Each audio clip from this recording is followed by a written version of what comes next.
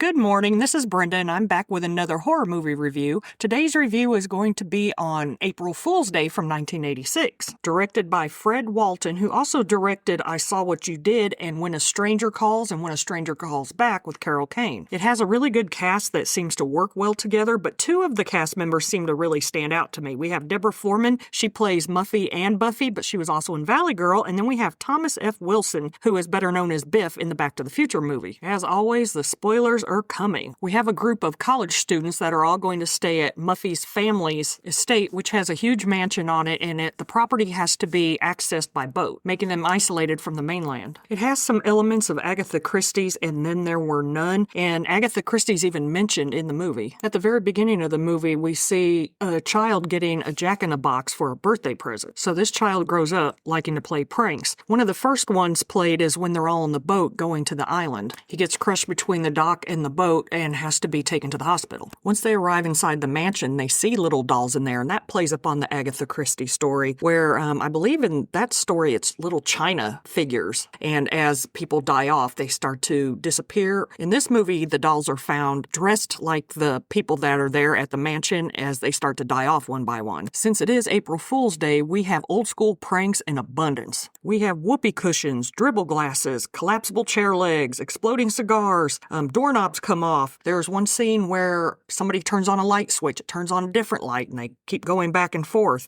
A bathroom sink faucet was turned to splash someone in the face. As they start to turn in for the night, they start finding weird things left in their rooms. One has newspaper clippings about people being killed. One girl finds ankle restraints. Another finds a dominatrix mask. We have a death that night in the boathouse, and the next day there's a couple making out in there, and they see the body floating through the floorboards. Muffy is found in the kitchen looking rough. She's cooking, and her hair's a mess, and she's saying that she forgot to get dressed. The night before, she was all put together, she was dressed cute, her makeup was done, her hair was done, so this just seemed completely out of character for her. Kit finds a picture with two little girls in it, and later finds on the basement wall that it has been marked like parents do to mark heights for Muffy and Buffy, so it's starting to click that Muffy and Buffy are twins. Kit and Rob are trying to escape by boat, and they find a letter that states one of the St. John twins is an escaped mental patient and had been institutionalized for the last 3 years. When it finally comes to a head, Kit and Rob are the only two that weren't in on the joke. They find out everyone is still alive, and Muffy is about to inherit this place, but only if it can carry itself, so she's trying to turn it into a murder mystery weekend resort. And I would pay to go there, so we ended up with a horror movie where nobody actually dies. So let's go ahead and rate this bitch. Am I going to give this movie a wine glass for being eerie?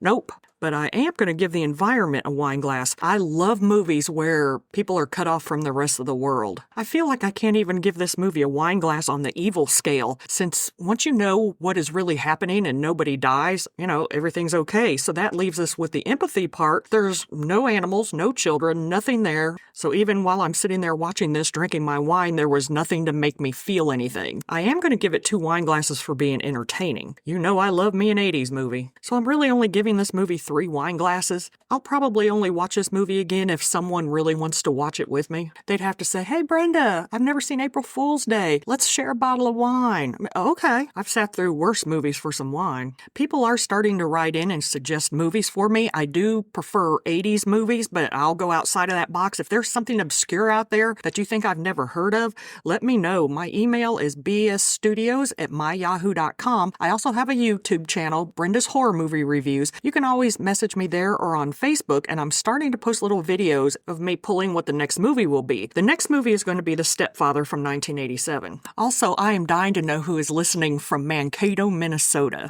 I haven't thought about that city since Little House on the Prairie, the first time around. I would love to start giving shout-outs to whoever is crazy enough to listen to this. So reach out to bsstudios@myyahoo.com. Until next time.